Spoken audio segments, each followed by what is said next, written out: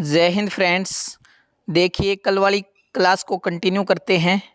तो करते हैं आज की क्लास शुरू करने से पहले सुनिए आज का मोटिवेशनल कोट जो आपको ऊर्जावान बनाएगा, आपके चेहरे पर मुस्कान को लेकर आएगा कि उम्र थका नहीं सकती, ठोकरें गिरा नहीं सकती। उम्र थका नहीं सकती, ठोकरें गिरा नहीं सकती। अगर जिद हो जीतने की तो हार भी हरा नहीं सकती। आपको भी इतनी मेहनत करनी है कि सफलता है वो आपको ज़रूर गले लगाएगी। तो करते हैं आज की क्लास शुरू। सबसे पहला क्वेश्चन है आज का कि स्थायी बंदोबस्त किसने शुरू किया था। स्थायी बंदोबस्त की अगर हम बात करें तो कॉर्नवालिस के समय 1790 के अंदर, कब 1790 के अंदर जो स्थायी बंदोबस्त है उसकी क्या होती है, शुरुआत होती है। आगे है होल्टर मैकेंजी की अगर हम बात करें तो इनके समय क्या शुरू होता है, इनके समय शुरू होता है इनके समय 1833। याद रखना 1833 के अंदर जो महालवाड़ी प्रथा है, क्या प्रथा है, महालवाड़ी प्रथा, जिसकी शुरुआत कब होती है 1833 होल्टर मैकेंजी के समय। आगे है रीड और मुनरो की अगर हम बात करें तो 1792 याद रखना, 1792 को याद रखना। 1792 के अंदर क्या होता है, रीड और मुनरो के द्वारा जो रैयतवाड़ी व्यवस्था है, कौन सी व्यवस्था, रैयतवाड़ी व्यवस्था की शुरुआत की जाती है। और रैयत का मतलब उस समय क्या होता था, किसान। तो याद रखना कॉर्नवालिस के समय स्थायी बंदोबस्त, होल्टर मैकेंजी ने महालवाड़ी व्यवस्था, रीड व मुनरो की अगर हम बात करें तो क्या शुरू की जाती है, इनके द्वारा जो रैयतवाड़ी व्यवस्था है वो शुरू की जाती है। आगे बढ़ते हैं अगले क्वेश्चन की तरफ। अगला क्वेश्चन है कि विश्व ओजोन संरक्षण दिवस कब मनाया जाता है। विश्व ओजोन संरक्षण दिवस की अगर हम बात करें तो 16 सितंबर को ही क्यों मनाया जाता है। 16 सितंबर 1987 को क्या होता है, मॉन्ट्रियल प्रोटोकॉल होता है जो ओजोन परत है उसके संरक्षण के लिए। क्योंकि 1985 के अंदर क्या होता है, फोरमैन नामक व्यक्ति ने क्या देखा था, 1985 के अंदर जो ओजोन परत है अंटार्कटिका वाली तरफ, उसके अंदर छेद हो गया था। तो ओजोन के संरक्षण के लिए क्या किया जाता, फिर मॉन्ट्रियल प्रोटोकॉल होती है 1987 के अंदर। और इसने कार्य करना जो शुरू किया था वो किया था 1 जनवरी 1989 से। आगे बढ़ते हैं, अगला ऑप्शन है 5 जून की अगर हम बात करें तो कौन सा दिवस मनाया जाता है, विश्व पर्यावरण दिवस कब मनाया जाता है, 5 जून को। 21 जून की अगर हम बात करें तो 21 जून को क्या मनाया जाता है, योगा डे। 21 जून को क्या मनाया जाता है, योगा डे। और जो 2022 का जो योगा दिवस हुआ था उसकी थीम क्या थी, योगा फॉर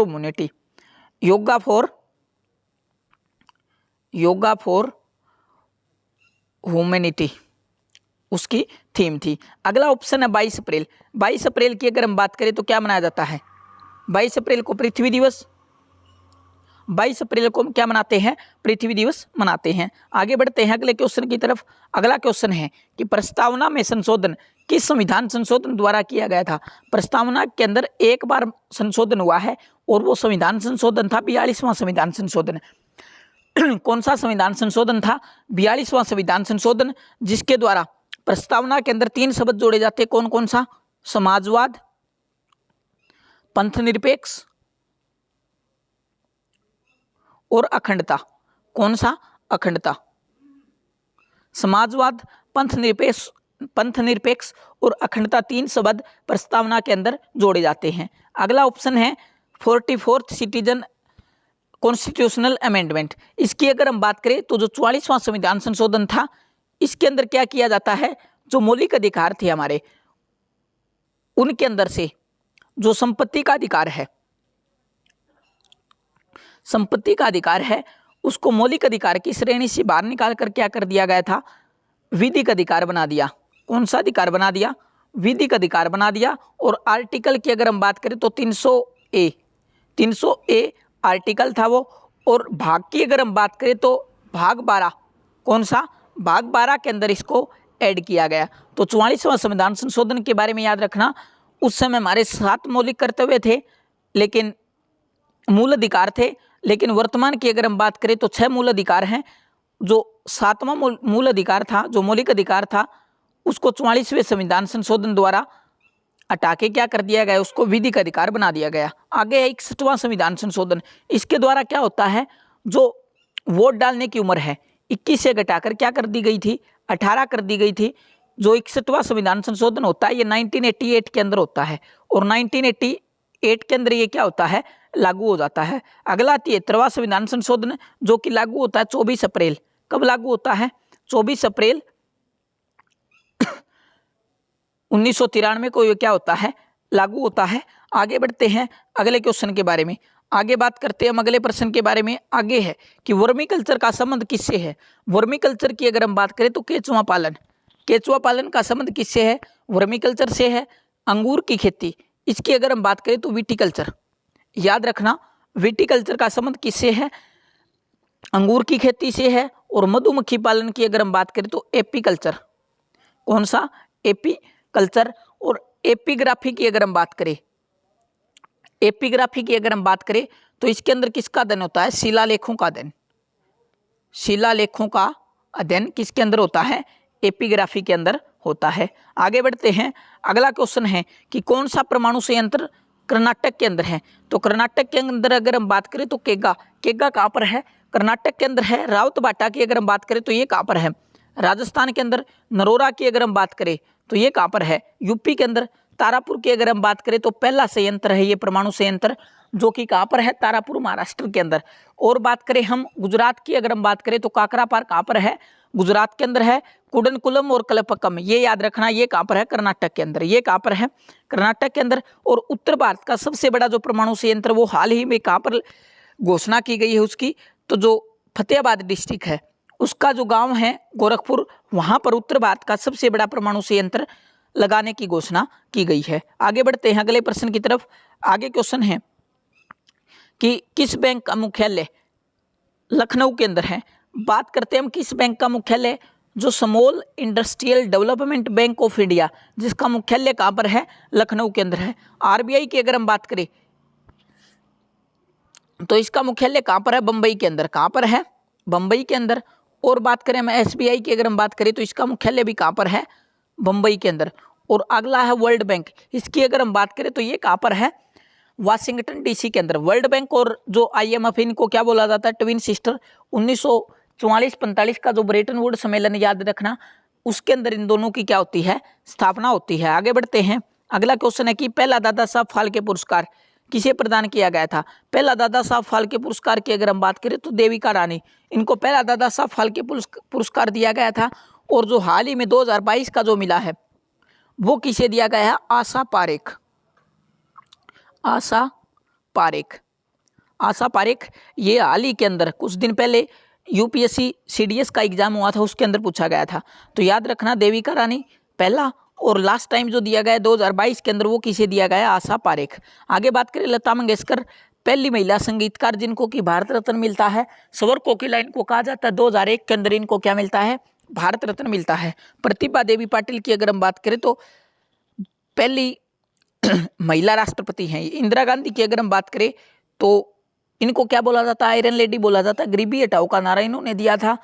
और बात करें हम इनके बारे में तो पहली भारतीय महिला ये क्या है, प्रधानमंत्री हैं। आगे बढ़ते हैं अगले प्रश्न के बारे में। आगे क्वेश्चन है कि अंतर्राष्ट्रीय ओलंपिक समिति का हेडक्वार्टर कहाँ पर है। अंतर्राष्ट्रीय ओलंपिक समिति की अगर हम बात करें तो लुसाने, लुसाने की अगर हम बात करें तो ये कहाँ पर है, स्विट्जरलैंड के अंदर। और बात करें इसके बारे में तो जो 2021 के जो ओलंपिक हुए थे वो कहाँ पर हुए थे, ये आपको कमेंट सेक्शन में कमेंट करके बताना है। जो 2021 वाले हैं उनके अंदर भारत ने कितने पदक जीते थे, 1, 2, 4, यानी 1 गोल्ड किसने जीता था, नीरज चोपड़ा ने। और बात करें हम 2 क्या जीते थे हमने, इसके अंदर ब्रॉन्ज मेडल जीते थे। आगे है कि न्यूयॉर्क के अंदर किसका हेडक्वार्टर है, यूएनओ का हेडक्वार्टर कहाँ पर है, न्यूयॉर्क के अंदर। याद रखना जिनेवा के अंदर। जिनेवा की अगर हम बात करें तो ILO, WTO और WHO इनका हेडक्वार्टर कहाँ पर है, जिनेवा के अंदर। मनीला की अगर हम बात करें, मनीला कहाँ पर है, फिलीपींस के अंदर।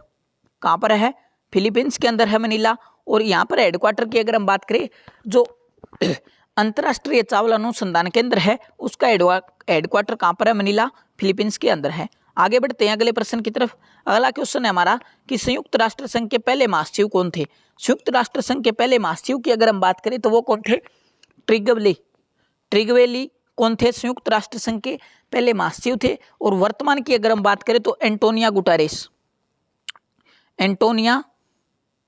गुटारेस वर्तमान में हेड है। आगे है केवीएस मेनन की अगर हम बात करें तो भारत के पहले विदेश सचिव वर्तमान की अगर हम बात करें तो कौन है? विनय मोहन क्वात्रा। आगे है एनआर पिल्लई, ये क्या है? भारत के पहले कैबिनेट सचिव हैं। और वर्तमान की अगर हम बात करें वर्तमान में कौन है? तो राजीव गौबा वर्तमान के अंदर क्या है? भारत के कैबिनेट सचिव हैं। तो इतनी बातें याद रखना। आगे बढ़ते हैं। अगला क्वेश्चन है कि वस्तु और सेवा कर जीएसटी भारत में कब लागू हुआ? जीएसटी की अगर हम बात करें तो जीएसटी भारत के अंदर कब लागू होता है? तो वो तारीख थी 1 जुलाई 2017। 1 जुलाई 2017 को जीएसटी क्या होता है? भारत के अंदर लागू होता है। और बात करें हम इसके बारे में तो जो जीएसटी से संबंधित आर्टिकल की अगर हम बात करें तो 279 ए आर्टिकल था। और विजय केलकर समिति, कौन सी समिति है? विजय केलकर समिति की सिफारिश पर इसको लागू किया गया था। अगला ऑप्शन है 1 जनवरी 2015। 1 जनवरी 2015 की अगर हम बात करें तो नीति आयोग की क्या होती है? स्थापना होती है। किसके स्थान पर? योजना आयोग के स्थान पर। और नीति आयोग का पूरा नाम कई बार एग्जाम के अंदर पूछ सकता है, तो national institution for transforming India इसका क्या है? पूरा नाम है। आगे 15 मार्च 1950 को क्या होती है? जो योजना आयोग है, योजना आयोग उसकी क्या होती है? स्थापना होती है। आगे 26 जनवरी 1950 को क्या होता है? भारत का संविधान पूरे देश के अंदर लागू हो जाता है। आगे बढ़ते हैं अगले प्रश्न की तरफ। आगे है कि न्यायपालिका और कार्यपालिका के पृथक्करण से संबंधित, अलगाव से संबंधित आर्टिकल कौन सा है? जो न्यायपालिका और कार्यपालिका के पृथक्करण से संबंधित आर्टिकल है वो कौन सा? Article number 50। आर्टिकल 51A के अंदर क्या है? आर्टिकल 51A के अंदर क्या है? जो हमारे मौलिक कर्तव्य हैं, सरदार स्वर्ण सिंह समिति की सिफारिश पर मौलिक कर्तव्यों को जोड़ा जाता है। उस समय 10 मौलिक कर्तव्य थे। क्या भारत के मूल संविधान के अंदर मौलिक कर्तव्यों का उल्लेख है? तो बिल्कुल भी नहीं था। सरदार स्वर्ण सिंह समिति की सिफारिश पर इनको जोड़ा जाता है 10। और 11वां जो जोड़ा गया था 86वां संविधान संशोधन, याद रखना 86वां संविधान संशोधन, जिसके द्वारा जो शिक्षा का अधिकार है वो मौलिक कर्तव्य जोड़ा गया था। और बात करें हम 40 के अंदर क्या है? जो पंचायतों का संगठन है वो आर्टिकल 40 के अंदर है। आर्टिकल 110 के अंदर क्या है? धन विधेयक। आर्टिकल 110 के अंदर क्या है? धन विधेयक है। आगे बात करते हैं हम। आगे है कि विश्व स्तर पर हरित क्रांति के जनक कौन है? विश्व स्तर पर हरित क्रांति के जनक की अगर हम बात करें तो वो कौन है? Norman Borlaug. याद रखना 1960 का दशक, 1960 का दशक। और भारत की अगर हम बात करें तो स्वामीनाथन। भारत की अगर हम बात करें तो कौन है? स्वामीनाथन। वर्गीज कुरियन की अगर हम बात करें तो इनको किस नाम से जाना जाता है? ये श्वेत क्रांति के जनक थे। किसके जनक थे ये? श्वेत क्रांति के जनक। श्वेत क्रांति कब से होती है? ये 1970 से। कब शुरू होती है? 1970 के अंदर। और 26 नवंबर को हम प्रत्येक वर्ष क्या मनाते हैं? जो राष्ट्रीय मिल्क डे है वो मनाते हैं। और अंतर्राष्ट्रीय मिल्क डे की अगर हम बात करें तो वो हम कब मनाते हैं? 1 जून। ध्यान रखना। आगे बढ़ते हैं अगले क्वेश्चन की तरफ। आगे क्वेश्चन है कि किस समिति ने त्रिस्तरीय पंचायती राज प्रणाली की अनुशंसा की थी? किस समिति ने त्रिस्तरीय पंचायती राज प्रणाली की अनुशंसा की थी? तो वो समिति थी बलवंत राय मेहता समिति। कौन सी समिति थी? बलवंत राय मेहता समिति। और पंचायती राज की अगर हम बात करें तो 2 अक्टूबर 1959 जब भारत के तत्कालीन जो प्रधानमंत्री है पंडित जवाहरलाल नेहरू जी, उनके द्वारा नागौर राजस्थान से इसकी क्या आधारशिला रखी जाती है, यानी वहाँ से इसको शुरू किया जाता है। आगे बात करें हम सुरेश तेंदुलकर। इसका संबंध है गरीबी से। इसका संबंध किससे है? गरीबी से है। विजय केलकर बात कर चुके। कस्तूरी रंगन की अगर हम बात करें तो न्यू एजुकेशन पॉलिसी का संबंध किससे? कस्तूरी रंगन से है। आगे बढ़ते हैं अगले क्वेश्चन की तरफ। अगला प्रश्न है कि भारत के उच्चतम न्यायालय की प्रथम महिला न्यायाधीश कौन है? भारत के उच्चतम न्यायालय की प्रथम महिला न्यायाधीश की अगर हम बात करें तो वो कौन है? फातिमा बीबी। कौन है? फातिमा बीबी। और लीला सेठ की अगर हम बात करें तो ये कहाँ की? हिमाचल प्रदेश की पहली महिला मुख्य न्यायाधीश। अन्ना चांडी की अगर हम बात करें तो केरल हाई कोर्ट, याद रखना केरल हाई कोर्ट की पहली महिला मुख्य न्यायाधीश। और बीबी नगरत्ना की अगर हम बात करें तो स्वतंत्रता के बाद 2027 के अंदर मात्र 36 दिन के लिए ये क्या बनने वाली हैं, अगर जो कॉलेजियम पद्धति रही उसके हिसाब से ये सुप्रीम कोर्ट की पहली महिला मुख्य न्यायाधीश बनने वाली है। और वर्तमान के अंदर 3 महिला न्यायाधीश कहाँ पर है, सुप्रीम कोर्ट के अंदर है। और बात करें हम शुरुआत के अंदर जो हमारा उच्चतम न्यायालय उसके अंदर कितने न्यायाधीश होते थे, 1+7 टोटल 8 न्यायाधीश होते थे। और वर्तमान की अगर हम बात करें तो 1+33 यानी टोटल कितने हैं, 34 वर्तमान के अंदर न्यायाधीश हैं। आगे बढ़ते हैं अगले क्वेश्चन की तरफ। अगला प्रश्न है कि अनुच्छेद खालिस्तान के प्रावधानों के तहत लोकसभा और राज्यसभा की संयुक्त बैठक राष्ट्रपति द्वारा बुलाई जा सकती है। बात करते हैं हम संयुक्त बैठक के बारे में, तो इसका जो आह्वान है वो कौन करता है, राष्ट्रपति करता है। इसका जो आह्वान है वो कौन करता है, राष्ट्रपति करता है। लेकिन इसकी जो अध्यक्षता है वो कौन करता है, लोकसभा का स्पीकर। वर्तमान के अंदर कौन है, ओम बिरला जी वर्तमान के अंदर कोटा बूंदी जो सीट है राजस्थान की वहां से ये क्या है, सांसद हैं। और बात करें संयुक्त बैठक से संबंधित आर्टिकल नंबर 108 जो कि किससे संबंधित है, संयुक्त बैठक से संबंधित है। आगे बात करें आर्टिकल 112, इसके अंदर क्या है, बजट, जिसको कि भारतीय संविधान के अंदर किस प्रकार वर्णित किया गया है, वार्षिक वित्तीय विवरण के रूप में इसको वर्णित किया गया है। आर्टिकल 123 इसके अंदर क्या है, राष्ट्रपति की अध्यादेश जारी करने की शक्ति, क्या है, अध्यादेश जारी करने की शक्ति राष्ट्रपति की। और 213 के अंदर राज्यपाल की जो अध्यादेश जारी करने की शक्ति होती है। अध्यादेश क्या होता है, 6 महीने तक ये लागू रहता है, जिसको कि हम बेसिकली क्या बोलते हैं, काम चलाऊ कानून इसको बोलते हैं। आगे बढ़ते हैं अगले प्रश्न की तरफ मूव करते हैं। अगला क्वेश्चन है कि राज्यसभा का सदस्य बनने के लिए न्यूनतम आयु कितनी होनी चाहिए। राज्यसभा के सदस्य की अगर हम बात करें तो इसकी जो न्यूनतम आयु वो आयु 30 वर्ष होनी चाहिए। और राज्यसभा और जो विधान परिषद है उसके लिए भी कितनी उम्र होनी चाहिए, 30 वर्ष उम्र होनी चाहिए। 35 वर्ष की अगर हम बात करें तो राष्ट्रपति, उपराष्ट्रपति, राज्यपाल, उपराज्यपाल इनके लिए उम्र कितनी होनी चाहिए, 35 वर्ष। एक क्वेश्चन आपके लिए है, कमेंट सेक्शन में कमेंट करके बताना कि सुप्रीम कोर्ट और हाई कोर्ट के न्यायाधीश के लिए न्यूनतम आयु कितनी है, तो ये आपको कमेंट सेक्शन में कमेंट करके बताना है। और बात करें 25 वर्ष, 25 वर्ष लोकसभा सांसद के लिए। और जो विधानसभा के विधायक चुने जाने के लिए उम्र कितनी होनी चाहिए, 25 वर्ष उम्र होनी चाहिए। 21 वर्ष की अगर हम बात करें जो लोकल गवर्नेंस है उनके अंदर इलेक्शन लड़ने के लिए उम्र कितनी होनी चाहिए, 21 वर्ष उम्र होनी चाहिए। आगे बढ़ते हैं अगला क्वेश्चन है आगे की नीति निर्देशक तत्व किस देश के संविधान से लिए हैं।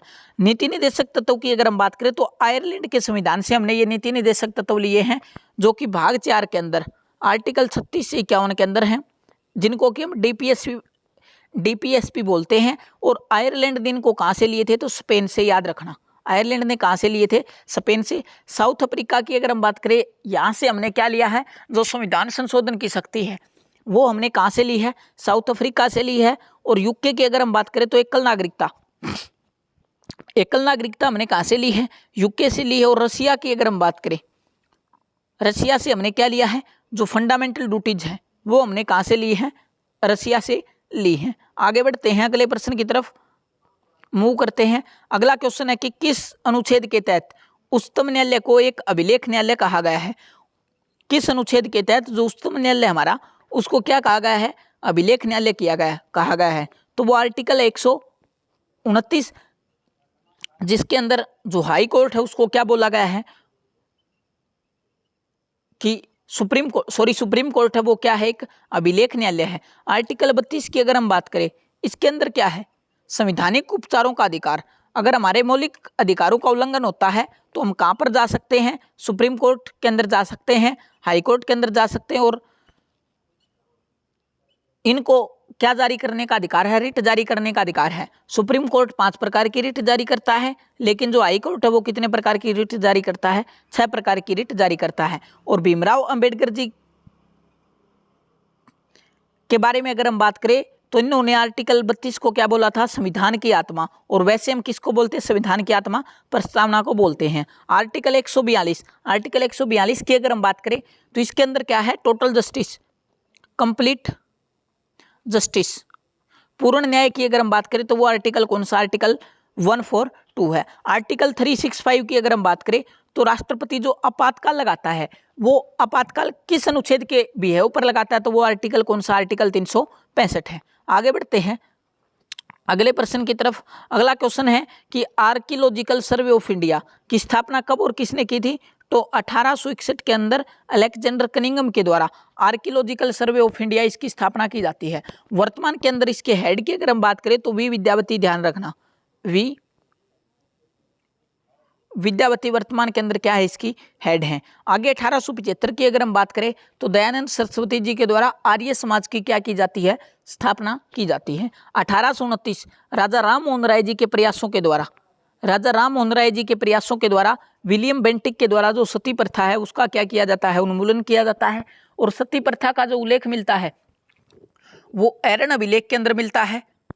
किस अभिलेख के अंदर मिलता है, एरन अभिलेख का सबसे पहली बार उल्लेख किसके अंदर किया गया है, तो जो सती प्रथा का उल्लेख है वो किसके अंदर किया गया है, एरन अभिलेख के अंदर किया गया है। आगे है 1921 दयाराम साहनी, तो इन्होंने क्या किया था, जो सिंधु घाटी सभ्यता है जिसको कि हम हड़प्पा सभ्यता बोलते हैं, उसकी खोज 1921 के अंदर किसके द्वारा की जाती है, दयाराम साहनी के द्वारा की जाती है। आगे बढ़ते हैं, अगला क्वेश्चन है आज का लास्ट क्वेश्चन, प्रयाग प्रशस्ति के रचयिता कौन है। प्रयाग प्रशस्ति के रचयिता की अगर हम बात करें तो वो कौन है, राजा राममोहन जो हरिसेन है उन्होंने क्या की थी, प्रयाग प्रशस्ति की रचना की थी। आगे है अबुल फजल, इनकी पुस्तक कौन सी है, अकबरनामा। अकबरनामा की रचना किसने की थी, अबुल फजल ने की थी। और इब्न बतूता की अगर हम बात करें तो रहेला इनकी पुस्तक थी। और ये कहाँ के निवासी थे, तो याद रखना मोरक्को के ये क्या थे, निवासी थे। तो फ्रेंड्स ये थी आज की क्लास, कैसी लगी कमेंट सेक्शन में कमेंट करके जरूर बताना।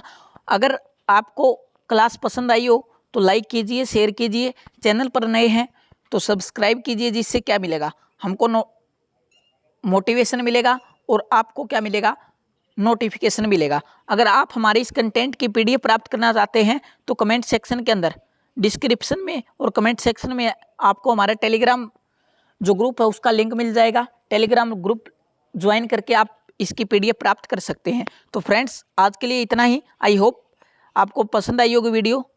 तो मिलते हैं नेक्स्ट क्लास में। जय हिंद, भारत माता की जय।